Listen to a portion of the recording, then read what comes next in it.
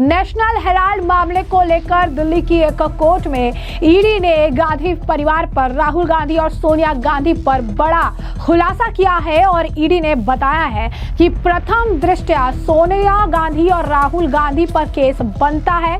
Court में ED ने यह भी कहा कि सोनिया और राहुल गांधी ने अपराध से 142 करोड़ रुपए कमाए हैं। जी हाँ, बिल्कुल सही सुना आपने। और इसी के साथ राहुल गांधी, सोनिया गांधी की नेशनल हेराल्ड मामले में मुश्किलें बढ़ती जा रही है। क्या है पूरा माजरा, क्या दी गई दलीलें, कोर्ट ने क्या कुछ कहा है, ये विस्तार से जान लेते हैं। तो आपको बता दें कि दिल्ली की एक अदालत में ईडी ने आज कहा कि नेशनल हेराल्ड मामले में कांग्रेस नेताओं यानी सोनिया गांधी और राहुल गांधी और अन्य के खिलाफ प्रथम दृष्टया मनी लॉन्ड्रिंग का मामला बनता है। ईडी ने नेशनल हेराल्ड अखबार से जुड़े मनी लॉन्ड्रिंग मामले की सुनवाई के दौरान अदालत को बताया कि सोनिया गांधी और राहुल गांधी को 142 करोड़ रुपए के अपराध की आय से लाभ हुआ है। आपको बता दें कि केंद्रीय एजेंसी की ओर से पेश हुए अतिरिक्त सॉलिसिटर जनरल एसवी राजू ने कहा कि नेशनल हेराल्ड से संबंधित संपत्तियां नवंबर 2023 में कुर्क की गई थी। तब तक आरोपी अपराध की आय का आनंद ले रहे थे। ईडी ने स्पेशल जज विशाल गोगने के समक्ष केस का संज्ञान लेने के बारे में शुरुआती दलीलों के दौरान ये बात कही। सुनवाई के बीच जज ने जांच एजेंसी ईडी को यह निर्देश भी दिया कि वह मामले में अपनी चार्जशीट की एक कॉपी बीजेपी के नेता सुब्रमण्यम स्वामी को उपलब्ध कराए, जिनकी निजी शिकायत के आधार पर ईडी ने वर्तमान केस दर्ज किया है। मामले में बहस अभी चल रही है। कोर्ट में ईडी की ओर से additional solicitor general ASG SV Raju और प्रस्तावित आरोपियों की ओर से अभिषेक सिंघवी दलीलें रखने पहुंचे। कोर्ट ने कहा कि आज ईडी अपनी दलीलें रख ले। कोर्ट बाद में ये देखेगी कि दूसरे पक्ष को जवाब देने से कब का समय दिया जाएगा। इस दौरान अभिषेक मनु सिंघवी ने कहा कि उन्हें 5000 से ज्यादा पेज की चार्जशीट मिली है। इसे पढ़ने के लिए उन्हें समय चाहिए होगा। Additional solicitor general SB Raju ने कहा कि शिकायत एक अधिकृत अधिकारी द्वारा दर्ज की गई है। राजू ने दलील रखते हुए कहा कि मामले में सोनिया गांधी पहली आरोपी तो राहुल गांधी को दूसरे आरोपी बनाए गए हैं। इसके साथ कुल 7 लोगों को आरोपी बनाया गया है।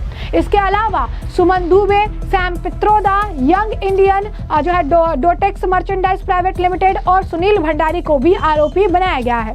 इन सभी आरोपियों पर एसोसिएटेड जनरल लिमिटेड एजेएल से संबंधित 2000 करोड़ रुपए से अधिक मूल्य की संपत्तियों का गलत तरह से अधिग्रहण कर मनी लॉन्ड्रिंग में शामिल होने का आरोप है। सोनिया और राहुल यंग इंडियन के शेयरधारक है और दोनों के पास 38% शेयर है। ईडी ने क्या आरोप लगाए हैं? तो ईडी ने आरोप पत्र में सोनिया और राहुल गांधी के साथ सैम पित्रोदा और सुमन दुबे को भी आरोपी बनाया है। ईडी का आरोप है कि सोनिया और राहुल ने नेशनल हेराल्ड के प्रकाशन एसोसिएटेड जनरल लिमिटेड एजेएल की 2000 करोड़ रुपए की संपत्ति हड़पने की आपराधिक साजिश रची। इसके लिए उन्होंने एजेएल की 99% हिस्सेदारी 50 लाख रुपए में यंग इंडिया नामक एक निजी कंपनी को हस्तांतरित कर दी। यंग इंडिया में सोनिया और राहुल की 76% हिस्सेदारी है। पिछली सुनवाई में सभी आरोपियों को नोटिस मिला था। बता दें कि इससे पहले कोर्ट ने 8 मई को नेशनल हेराल्ड मनी लॉन्ड्रिंग मामले की सुनवाई स्थगित करते हुए इसके लिए 21 और 22 मई की नई तारीख निर्धारित की थी। कोर्ट ने इससे पहले 2 मई को इस केस में सोनिया गांधी और राहुल गांधी को नोटिस जारी किया था। तब जज गोगने ने ईडी की दलीलें सुनने के बाद कहा कि पिछले आदेश के अनुसार सभी आरोपियों को नोटिस जारी कर दिए गए। तब जज ने यह भी कहा कि नोटिस कथित तौर पर प्रस्तावित आरोपी को वैकल्पिक ईमेल आईडी पर आज ही भेजा गया। ऐसे में सही होगा कि इस पर दलीलें सुनवाई की अगली तारीख पर सुनी जाए। कोर्ट ने कहा कि सुब्रमण्यम स्वामी, जो कि इस केस से संबंधित कार्रवाई में मुख्य शिकायतकर्ता है, उन्होंने अपनी उपस्थिति का जिक्र किया है और कहा कि वर्तमान शिकायत और दस्तावेज की एक कॉपी उपलब्ध कराने के लिए उनके द्वारा आवेदन प्रस्तुत किया जाएगा। साल 2021 में ईडी ने शुरू की थी जांच। तो बता दें कि कोर्ट महीने की शुरुआत में ही सोनिया गांधी और राहुल गांधी को नोटिस जारी कर चुका है। साथ कांग्रेस नेता सैम पित्रोदा और सुमन दुबे, यंग इंडियन जो है डोटेक्स मर्चेंडाइज प्राइवेट लिमिटेड और सुनील भंडारी को भी नोटिस जारी किया गया था। तब जज ने कहा था कि चार्जशीट पर संज्ञान लेने के समय सोनिया और राहुल को अपना पक्ष रखने का अधिकार है। मामले में chargesheet money laundering prevention act PMLA की धाराओं 3 धन शोधन और 4 धन संशोधन के लिए केंद्रीय दंड के तहत दायर किया गया था। हाल में चार्जशीट दाखिल करने वाली जांच एजेंसी ईडी ने 2021 में अपनी जांच शुरू की थी। तब एक मजिस्ट्रेट अदालत ने 26 जून 2014 को स्वामी की ओर से दाखिल निजी शिकायत पर संज्ञान भी लिया था। अब ऐसे में जरा ये भी समझिए कि ये पूरा जो नेशनल हेराल्ड मामला है, जिसमें अब राहुल गांधी, सोनिया गांधी की मुश्किलें बढ़ रही है, आखिर ये पूरा नेशनल हेराल्ड मामला है क्या?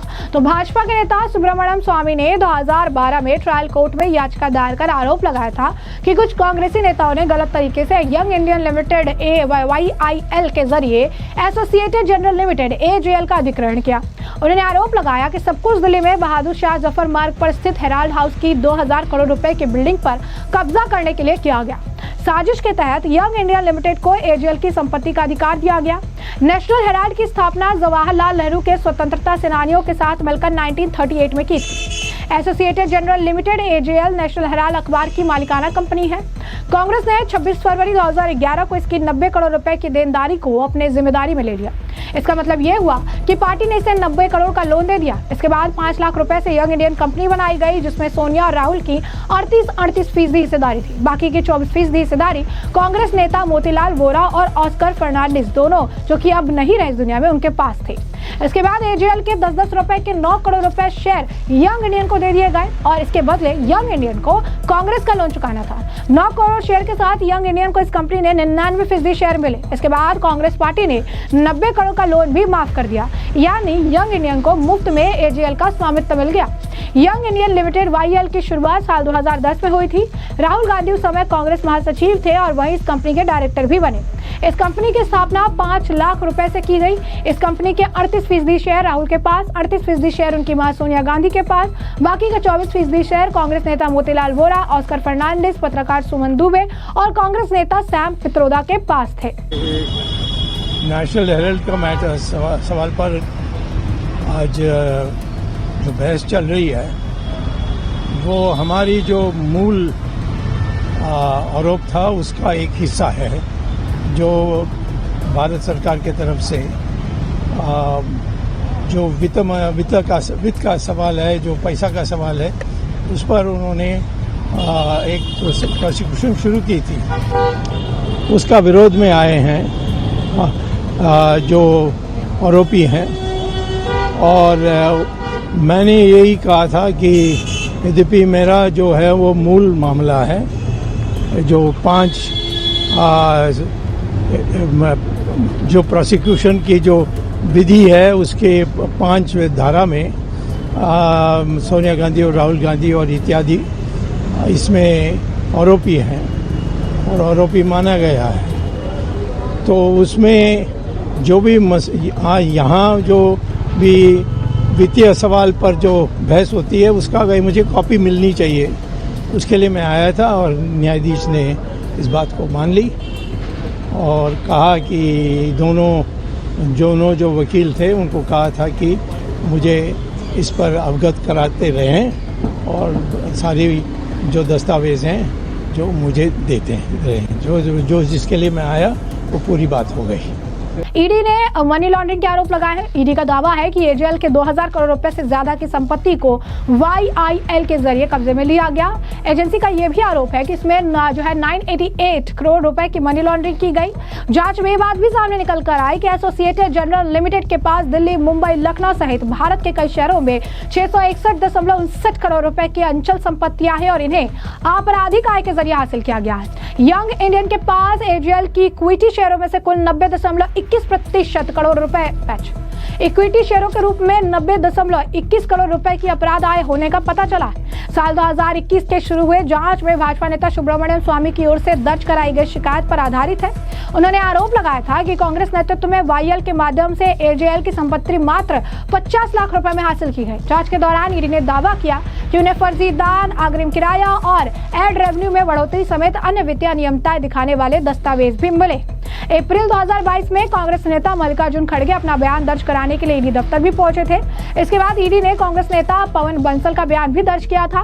कांग्रेस पार्टी लगातार ईडी की ओर से लगाए गए आरोपों को नकारती रही है और पार्टी का कहना है कि जांच एजेंसियों का दुरुपयोग करते हुए केंद्र सरकार अपनी नाकामियों को छिपा रही है। साथ ही कांग्रेस नेतृत्व के खिलाफ साजिश के तहत जो है कार्रवाई भी की जा रही है। जिसने लूटा है उसे लौटाना पड़ेगा।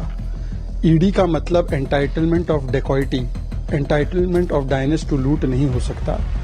जो नेशनल हेराल्ड का केस है वो एक क्लासिक केस है कि जनता का माल, सार्वजनिक संपत्ति जो है उसको अपनी जेब में डाल। ये नेशनल हेराल्ड में जो प्रॉपर्टीज थी ये फ्रीडम फाइटर्स की थी, 5,000 करोड़ की प्रॉपर्टी थी। उसका बेनिफिशियल इंटरेस्ट कैसे यंग इंडियंस नाम के स्पेशल पर्पस व्हीकल से अक्यूज नंबर 1 और अक्यूज नंबर 2 सोनिया गांधी और राहुल गांधी के इंटरेस्ट में किया गया, आज उसके सारे प्रमाण कोर्ट के सामने आ चुके हैं। अभी प्रोसीडिंग्स में बताया भी गया है कि कैसे प्रोसीड्स ऑफ क्राइम एंजॉय किया गया, रेंटल इनकम एंजॉय की गई, पर फिर भी लूटने के बाद, चोरी के बाद सीनाजोरी करने का कुछ लोग अपना अधिकार समझते हैं। मानो करेंगे हम भ्रष्टाचार, बोलेंगे इसे अपने परिवार का अधिकार, कार्रवाई कोर्ट के द्वारा हो तो चिल्लाएंगे अत्याचार अत्याचार और खेलेंगे विक्टिमहुड कार्ड। ये विक्टिमहुड कार्ड क्यों खेला जा रहा है? ये केस की शुरुआत किसी सरकार ने नहीं, कोर्ट के द्वारा हुई यूपीए के जमाने में। हाई कोर्ट और सुप्रीम कोर्ट से इनको राहत नहीं मिली। आईटी का मामला भी हाई कोर्ट सुप्रीम कोर्ट में गया, तब भी इस परिवार को राहत नहीं मिली। और एक तो चोरी भी करना है और उसके बाद सीनाजोरी भी करना है। आज जो भी प्रमाण सामने आ रहे हैं, एक बात स्पष्ट है, लूटा है तो लौटाना पड़ेगा। तो ऐसे में हमने आपको जो पूरा मामला है विस्तार से बताया। हमने आपको ये बताया कि कैसे अब राहुल गांधी, सोनिया गांधी की मुश्किलें बढ़ने वाली है। प्रथम दृष्टया ईडी ने बताया है कि अब वो आरोपी बताए जा रहे हैं और 142 करोड़ से ज्यादा जो है क्राइम की जो मनी है, इनसे इन्हें फायदा हुआ है और 142 करोड़ रुपए का मनी ट्रेल जो है निकल कर सामने आया है। और ऐसे में अब इस पूरे मामले पर आपकी जो राय हो कमेंट सेक्शन में कमेंट करके जरूर से जरूर साझा करिएगा। धन्यवाद।